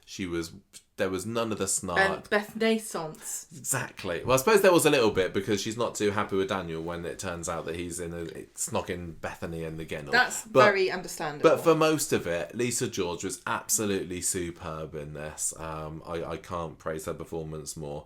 I just wish that we'd saw more of that side of her in the following years. Beth, as soon as Sinead's dead, this reminded me a little bit of Paul's death recently, and you get this tragic ending, and then the family just start fighting at each other's throats, and Sinead's barely cold when Beth is already jumping on Carla, who's trying to take over Sinead's beard oil business, but then she kind of eases off a little bit when she realises that Carla's taking over it could be just a way of securing an investment for Bertie's future. And how's that going? What his trust fund is about now? I kind of lose track about it all, really. I really don't know where this trust fund came from. No, I don't think it doesn't matter, does it? I don't think many factory workers in their 20s have a trust fund set up for their child they literally gave birth to the year before. I don't know. Who are we to judge? That's what Beth would do. Well, they're good, very good at saving on Coronation Street, aren't they? They always act like they haven't got any money, even though they're always eating at the restaurants. But they still have nest eggs and savings accounts. So the funeral comes for Sinead. Daniel decides that he's not going to go to it after all because he's just a drama queen about it. But Beth eventually persuades him to go. But he manages to cause quite an upset among the Tinker clan by making a very, very anti-religious speech as part of the funeral. Well done, Daniel. You really know how to judge the mood of the room, don't you? Crowd. Yeah. They make up by the end of the year. If Jesus was here, I'd give him a stern talking to. Beth and Daniel made up by the end of the year because she realises he's struggling with his grief. Right. And yeah, then it's kind of from this point onwards in 2020 we've seen less and less Beth. Obviously 2020 was when COVID struck, and lots of actors. You said so many trigger words today. Doesn't matter. I'm sorry if you've been triggered by any of this. COVID's I know, gone, I'm talking about. fine. I'm talking about the advertising. So yeah, lots of actors had to shelter during this time. So we had Sheryl Lee Houston, of course, because of her condition. We had all of the over 60s or over 70s? I can't remember. Couldn't be on it anymore. Yeah, but then you had other characters for other reasons. And I don't think at the time we were really clear about why we weren't seeing quite so much Beth. Well, this is personal business. Yeah, but she's spoken about it. People choose to share. Yeah, exactly. So we don't she has now. tend to talk about it unless it's been shared. I'm just reassuring people here. Yeah. We only really talk about health issues that actors have felt comfortable sharing publicly. Yeah. And Lisa George has since said it's because of her diabetes, and she couldn't risk going in once filming restarted. Yeah. So once COVID began, we did get a little bit of Beth at the beginning of the year, but once kind of lockdown happened, we didn't see her until October. Because don't forget, in and then from November Street, onwards, we didn't see her again. COVID didn't really happen. Exactly. It did happen a little bit, but there wasn't any COVID stories. Yeah. So 28 episodes in 2020, we got to see Beth. Do you want to give us a very quick rundown of what she got up to that year? Well, she goes to Scotland with Daniel to look after Bertie. He goes there because he embarrassed himself by calling Bethany Sinead. When he proposed to her. Great job. Yeah, so Beth, not only has she rebuilt bridges with Daniel following the post-death fallout, they've decided to go and live together. Yeah, Make a reality and Kurt TV goes show up about it. with them in April. Yeah. But by the end of the year, they're back in Weatherfield, and she is mad at Craig because he put his life at risk during Scott's attempted robbery of the bistro because he fancied Faye. Yeah, and that was all we saw of Beth that year. But it was at the time when Lisa George opened up about her health issues, being it was not just about having type 2 diabetes, but also about the fact that she's partially blind in one of her eyes. She got hit by a piece of rope once. We've talked about this on the podcast before. And in the years since, she's had really poor peripheral vision. It sounds awful, but apparently Corrie have been incredibly accommodating of this.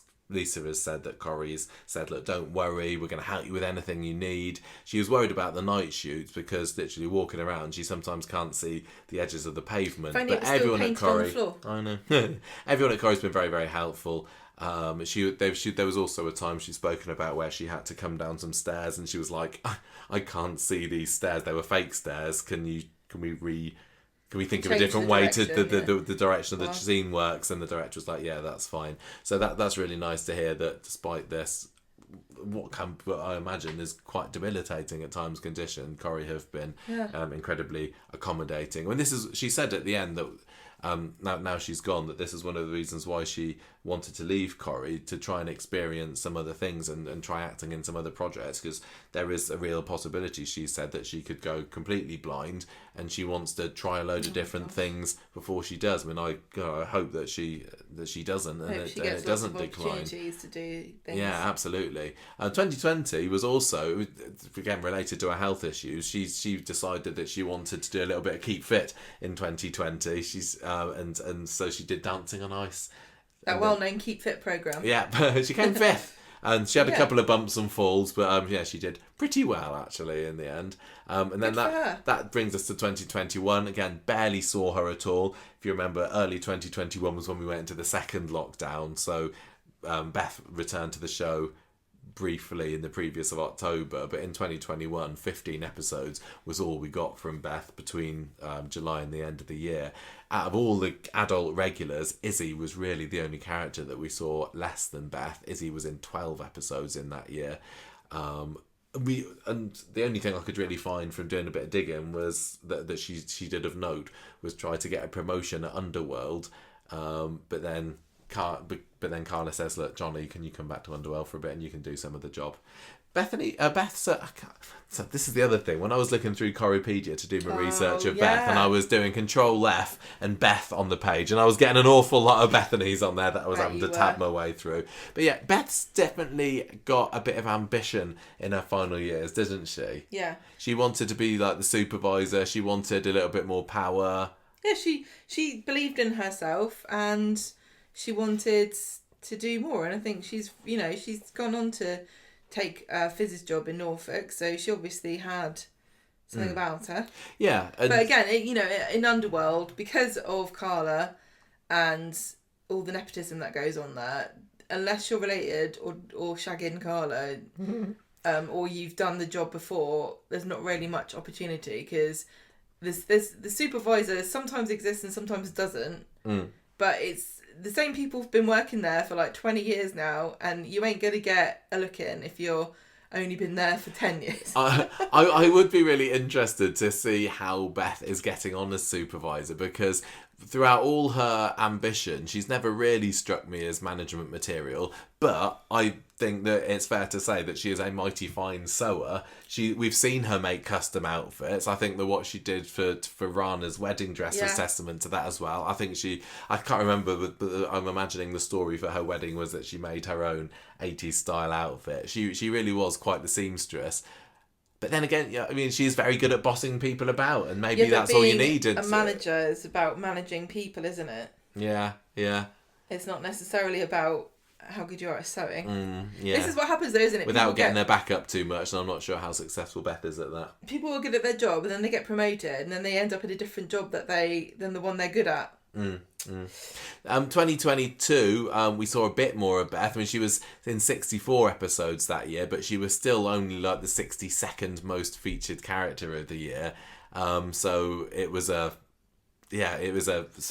sporadic appearances here and there. Do you wanna mention a few of the things that she got up to that year? She's partially a victim. I mean, I know that we said about health struggles, but she's partially a victim of the fact that you couldn't really have any big factory scenes, and it's only like this year that we've started seeing people at sewing machines. More, yeah. So there were hardly any group scenes, and so because she didn't have her own set for living in, she was kind of beholden to other people as because of yeah, there was geography. Definitely a lot of unfortunate victim of circumstance here for poor Beth. But so this is when Craig and Faye are dating, and she gets talking to them about whether or not they want to have a baby, because Faye mistakenly thinks that she might be pregnant, and she's quite happy when she discovers that they're not really looking to start a family yet, and Craig tells her to keep her beak out.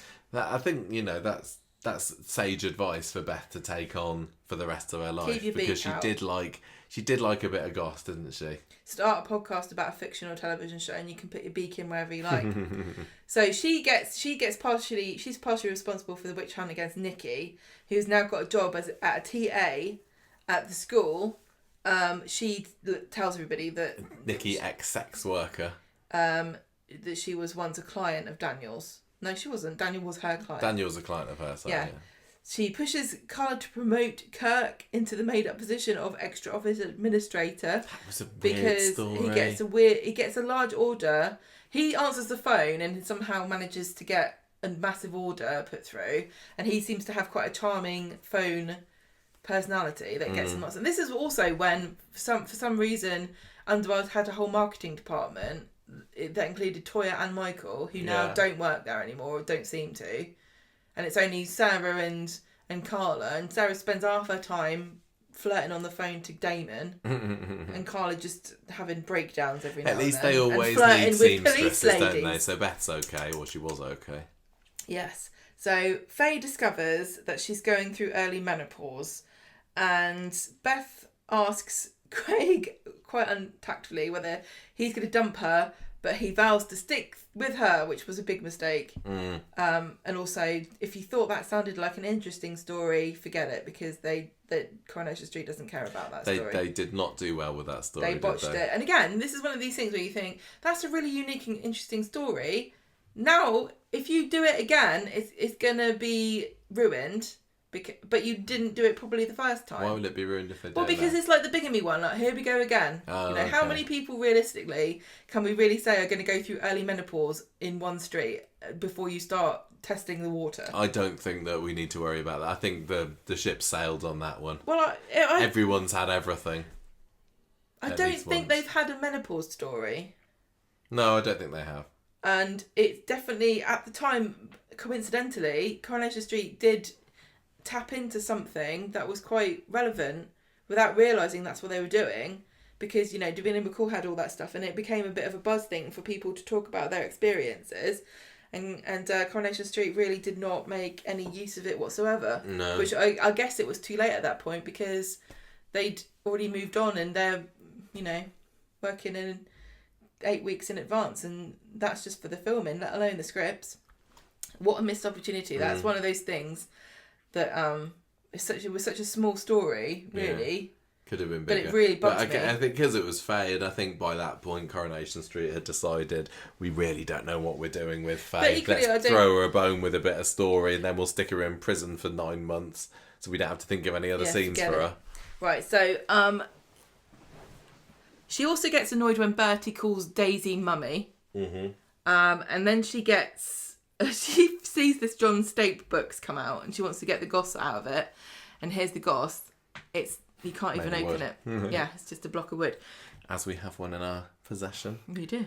This is, again, Beth being completely tactless and not being afraid of... just blurting stuff out, whatever she thinks, whatever crosses her mind, she'll say it. And Carla has to give her a warning, and everybody, not to talk about it because of Fizz getting upset. And then she helps alter the hideous wedding dress that Gemma helped her own choose for Fizz for the surprise Christmas Day wedding. Oh, lovely. 2023, so we're up to last year. This was mostly... Okay, didn't warm us to Beth anymore, because the main story is about when she slapped Hope and then split up with Kirk. So this slapping storyline started when Peanut, who's had his first story in about 10 years, supposedly killed Hope's pet chinchilla. Hope then tries to get her own back on Peanut by pretending that he's bitten her. And then she uses the Vin Diesel the Weasel, doesn't she? Awful. So Beth ends up slapping her when the truth comes out. And I remember when this was happening, and Hope was claiming that Beth had slapped her, but we didn't see the slap, did we? And I think it might have been a week or two later when Beth gets her down a side alley and it's like, look, you keep your mouth shut about that. So this character that at one point I think was supposed to be lovable is now going around slapping children. And I know it's Hope, and I know that she's a bit of a madam, but she doesn't deserve a slap. And she tried to get her pet put down. If somebody tried to put Abby down, I know, but you don't. You shouldn't. There was no reason or justification or anything for Beth slapping Hope, and it just made her feel like even worse a character. Well, I'm glad you said that. So she gets involved a little bit, again, another little side project with Nipper Snapper when Sarah and Michael need her to do a little bit of late night stitching, just to show how industrious she is, and also in it for the extra cash, I'm sure. The slap story carries on because Hope tells Sam about it, and then it all comes out when Hope flinches when she's having a bit of a telling off from Fizz and Tyrone, and she's like, no, don't slap me. And they realise that, Beth did slap her. Beth refuses to apologise at first as well, but then she's convinced to write her a letter of an apology. Unfortunately, because, as we said, Kirk is a very upstanding chap, he thinks that this has gone too far, and he decides to leave her. He moves into the spare room because she lied. Yeah. Not because she slapped a kid. Well, it's the slapping and the lying, I think, that he doesn't like. So Beth's trying to apologise to him and say, look, I still love you. She even produces this memory box that she's been collecting with little Beth and Kirk memories from over the year. But sadly, there's also in this letterbox a letter from her ex, Marco, in there. I also really love the way that Beth said Marco. How did she say it? Says it like I said, like Marco. Did she? You say Marco.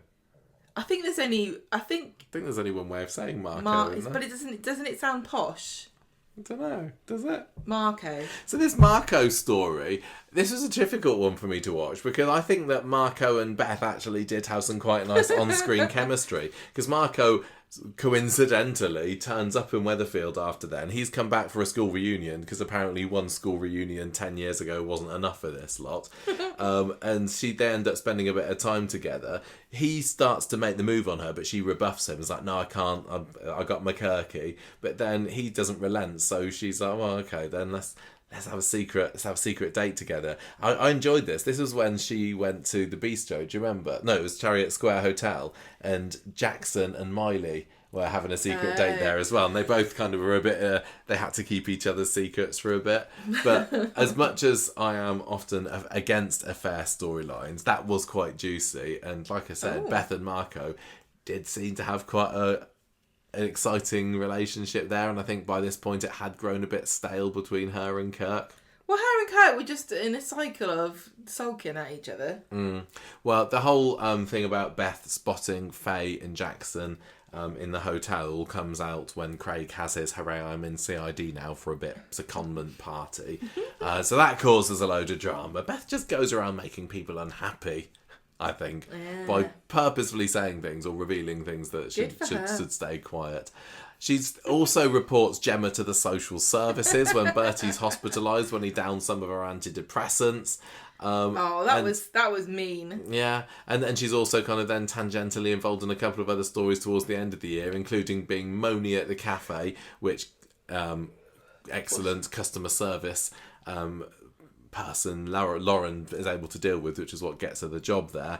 And then also she's nearly involved in a car crash when Tim falls asleep at the wheel when he's transporting Beth somewhere, but he's in the middle of all this. Do you think flashback drama post Stephen Reed. Tim fell asleep when he was reading what he was going to get up to in 2024. Yeah. Nothing. Beth quits Underworld after she discovers there's no money to pay them thanks to Stephen stealing it away. But she's tempted back by a bonus from Carla to help her get her order completed on time.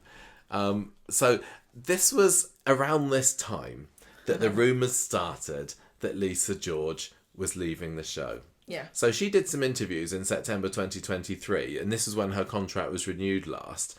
And she as part of the well done, you got your interview, you got your contract renewed chats. She was asked about other roles she'd like to do, and if she wasn't in Corrie, and she said, I'd like to do something like name the midwife, call the midwife, name the midwife. I think I've got the roles mixed up. Usually the baby is the one that gets the name. Call the midwife, and then this leads to tabloid reports saying, she wants to leave Coronation Street, and Lisa George is like, no, I'm not leaving.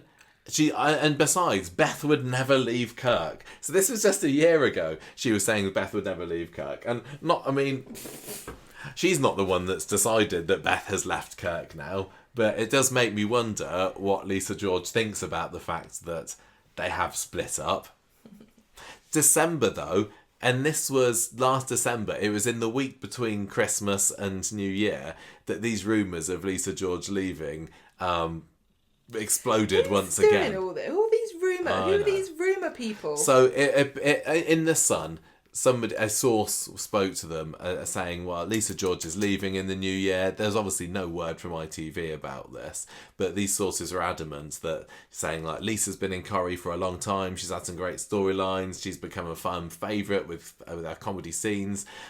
She loves Corrie, and it's in her bones, but she feels now is the right time to move on and take on new challenges. Absolute radio silence from Coronation Street about this. But the thing with these types of reports in the Sun now is, 95% of the time they're true, aren't they? So I think most Coronation Street fans went into 2024 thinking at the Sun this knows... is somebody on somebody on the Sun knows someone in Coronation Street, or there's somebody in Coronation Street that is happy to speak to the Sun, and I really weird. I'd that like it's them always to the be Sun. cracking down on it. Maybe the Sun of them, or I know, but yeah, and it must just be that. Oh, is it always?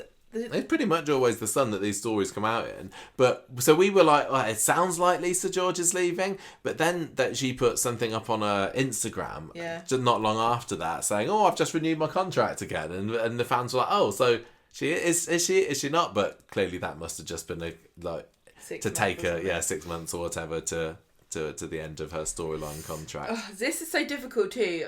This is one of the challenges in the modern era for Coronation Street in general, especially with guest stars who are doing small stints, like someone like Callum Lills or even, I forgot who plays Lauren. Kate Fitton.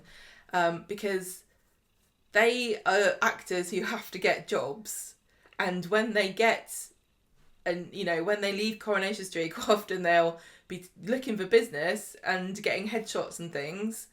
And you can normally tell who's leaving by who's getting headshots put on their Instagram. Well, somebody got their headshots put on the Instagram just last week, and it made me think, are they leaving then? Yes, indeed. But I can't remember whether Lisa got headshots put up at this point. But how much can you really expect an actor to not to jeopardise their own future possibilities? Because if you don't jump immediately on your next gig, you could be left behind, because there'll be buzz when you leave. Yeah. People will be talking about you as an actress or actor, so you better quickly get another job off that buzz. But if you're not allowed to say or look for a job because it's a secret that you're leaving, see, I guess this is why the big names get paid more, because they've got a buffer then, don't they? Yeah, that's true. 2024, Gemma, Beth's final year on the cobbles. What's she been getting up to? More sneaking about after hours in the factory. It's another similar name, isn't it? Betsy and Beth. Yeah. And Bethany. I think one of them had to go. So Betsy spots Beth sneaking around in the factory after hours, and then finds out she's been sewing labels onto fake designer shirts because she wants some extra cash to have a secret wedding that Kurt doesn't know about. As soon as this story started, I think that the people who had seen the rumours of Lisa George leaving last year were like, this well, is this it. isn't This gonna is be- this is an exit storyline, isn't it? How's this gonna end in her leaving Weatherfield for good, leaving her precious son, who the apron strings have barely been cut, leaving her Kirky, leaving her Peanut. So what happens? Well, this is another challenge, isn't it, about writing and storylining, because you don't know what the viewers are going to know, and you don't know what's going to leak, and you don't know what's going to get marketed or promoted or spoiled. So I imagine that there were two groups of viewers taking this storyline completely differently, because one half doesn't know, well, not necessarily half, but, you know, some people didn't know that she was leaving, and are probably thinking, oh no, maybe this wedding will be jeopardised and she and Kirk will break up again, or something will happen. Or some of them are probably thinking, oh, that's really sweet, we'll get to see a wedding. And the other half are going, well, obviously she's not going to get married if she's leaving the show. Exactly. This is obviously her exit storyline, because she's up to no good, she's going to get caught out. Yeah. So what a challenge it is, you know, and we're really critical, obviously, of Coronation Street, but it's such a difficult show. I don't know how they do it, but so the story goes that she's doing this secret work, and so Beth has to allow Betsy to help out and get a cut of this money. Yeah, otherwise Betsy's going to dob her in. Betsy's going to dob her in, because everyone knows Betsy loves the blackmail. Izzy gets enlisted because Beth looks up and sees how much this wedding's actually going to cost, and you know, if you're selling these t-shirts at a knockoff price, I don't know, and you're getting a cut of the you're not going to get very much. How for that, are many you? how many t-shirts would you have to sew to get a destination wedding? Surely tens of thousands before you even make a dent in it. So Kirk innocently tries to deliver a t-shirt order. And well, yeah, he picks up a he box, picks up not the wrong realising box. what it is. And then the recipient's like, why have you sent me a bunch of knockoff t-shirts? And Carla has to smooth everything over, but Beth ends up resigning when she gets confronted about this. Then she gets caught by Kit and Craig trying to deliver these t-shirts to Sid, who's the guy that recruited her to do this in the first place. Kit lets her off because he's going to get in on the scam later. Is he still in on that? I don't actually remember. I don't know who he's got. I can't know. It causes a fallout between Beth and Craig, because she gave him the money that she'd earned to hide it from Kirk, and now he's been harbouring money from stolen goods, which is a big no-no, even if you're not a police officer. And Kirk finds out about all of this and leaves Beth. So Beth gets blackmailed to leaving Weatherfield after she catches Kit doing the shady dealings with Sid. Kit reveals that he's got dirt on Craig, and he's going to reveal it if she stays in Weatherfield. And So she went. so she goes. Yeah, Kirk tries to propose in one of her last episodes, doesn't she? But which is kind of sweet, but she then's like, oh no, I can't. In fact, I've got to go. The thing is about it is that really Kirk should have gone as well. I think that this could have been a good opportunity for Kirk to go, because it doesn't sit right with me. As much as I'm saying, well, they're not exactly a classic Corrie couple for the ages, are they? I think it probably would have been a much more positive ending if they'd have them go off into the sunset And also, together. There's been so few Corrie characters that have left together to go into have a happy life somewhere else. You know, Lloyd and Andrea did, but there's never I can't think of any time when two actors have both decided to leave at the same time who happen to be dating on screen. You know, like with like who you just said, Lloyd and Andrea. You know, Hayley Tamadan didn't want to go. No. But she had to go because they decided. I mean, well, it's a bit, if you scroll back a little bit further, you had Derek and Mavis, because he wanted to stay, didn't he? Whereas Thelma Barlow wanted to quit. Yeah. She agrees to stay for an extra little bit longer. Brian Park comes in as the new producer. Says, well, Derek needs to go. And then Mavis went, and then we lost both the Wiltons in the space short of a very short time. Yeah. But yeah, they certainly didn't have a happy ending. And I think that it would have gone a long way to affecting my feelings on Beth if I'd had that positive ending. If I'd have had a happy ending for them, I'd like, it wasn't so bad, was she? I'm glad she's happy. One of the things about Coronation Street that's sad in the modern era is that almost every relationship seems temporary and disposable. Even biological families, you know, like Simon and Peter, I'm off. See you later. Relationships, unless the character dies, like, you know, with Julie Hesmondhalgh putting her foot down and saying, no, I've got to die. Hayley has to die because she would never leave Roy. It's a real big sacrifice because it means you can never come back. And I'm sure they would have had Hayley back 1,000,000 times over if that's what Julie wanted to do. Yeah. So shutting the door on it is a big thing to do. But yeah, the downside of the sort of the very large cast and people coming and going and how pressurised the job seems to be compared to how it used to be. It just seems like everything's and people don't really care. Like, I would, if you said to me, I'm going to Norfolk, I'd go, well, how are we going to do that then? You know, I wouldn't be like, well, you better go without me. I'm not coming. Yeah, yeah. And if you were like, well, I've got to go alone, I'd be super suspicious. I can't remember. Doesn't make any sense the way people act on this show. There was something that somebody says to Kirk not long after Beth leaves that kind of makes him realise it's for the best, and it just felt a bit like, I don't even think Kirk's that dense to realise that actually it's okay. He's been going out with this woman for over 10 years and there's just nothing. He's already made his little badges for his Singles Who Mingle club, hasn't he? And it's just really sad, and it's an unfortunate side effect of the realities of life. And the realities of where people sometimes want to move on. Yeah. So what's kind of your overall, now we've been through the vast majority of our main stories, if you can even call them that, what are your final thoughts towards Beth? How do you think that she's going to go down in your personal Corrie annals of characters? My personal annals, I think I've seeing an overview of her stories, I actually admire her more now because That's good. I like how she was never just a boring cookie cutter character who was just a goody two shoes and did the best all the time and was trying and just goes, you know, because a lot of people on Coronation Street, when they do something bad, it's because they've been forced to by circumstances and they didn't mean it or somebody made them do it or they were blackmailed. Whereas Beth is just like, well, I guess I'll just counterfeit some t-shirts, or I guess I'll just have an affair with this guy because he's hotter than Kirk, or, you know, I'm just going to slag off this dead guy because I think he shouldn't have killed himself. Like, she just is a kind of morally grey character, and soaps really, really need people like that. And she was also very ambitious, and she was also very money orientated. And I think that that's kind of like, you know, akin to being an evil person in Coronation Street's eyes, because everyone's supposed to be so pure and wonderful. You're absolutely right that Corrie and all soaps do need that kind of character who's going to say things that maybe aren't completely the most tactful or diplomatic. But I just think it was the fact that towards the end, Beth was a big cow.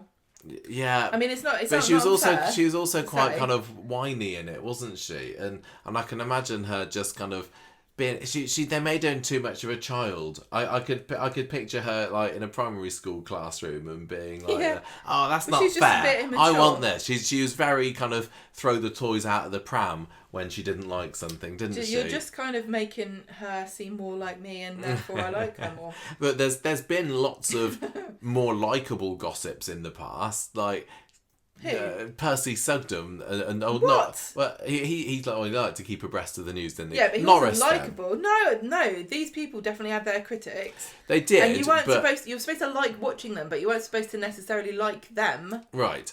But And I think what you're saying is that you didn't necessarily like watching Beth.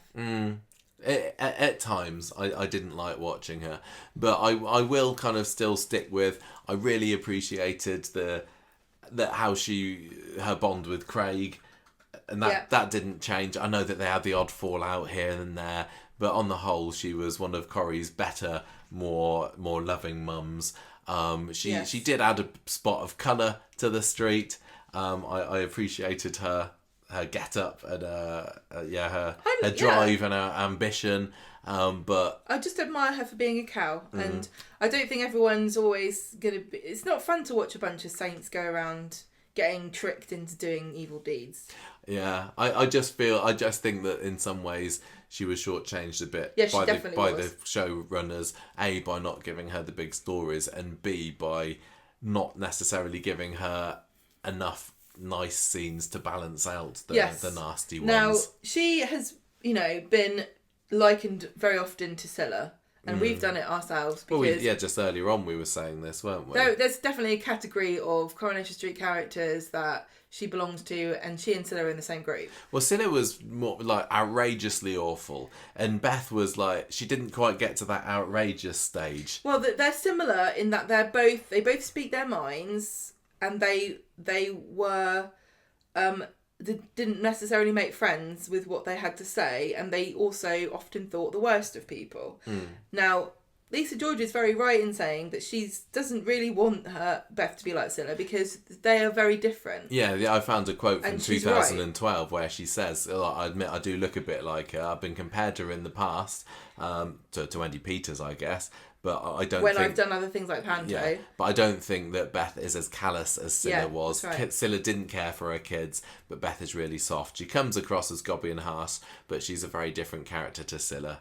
And also, the difference between Scylla and Beth is that they both say horrible things, but then reactions, Scylla wouldn't care what you thought, but Beth would be hurt if you pointed out that she was being a cow. I guess so. She, Well, I she think cared also what people thought about I think her, that and Scylla was more of a long-term planner and a scammer, and if she wanted to ruin somebody's life or to get money out of them, she absolutely she would play the long game to try and get out. And whereas Beth, I think she was more just reactive in the moment, and she would say, well, you're a cow or whatever, or make some sarky comment without thinking about it, but she didn't go out of her way purposefully to hurt people, which Scylla certainly did. And I think, what I said earlier was right, that she's a morally grey character, and you couldn't say that about Scylla. Scylla was evil.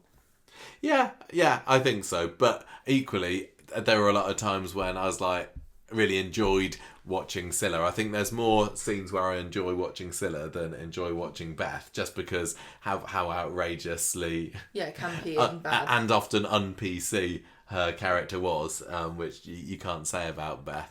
But I think I kind of leave with mixed opinions on her.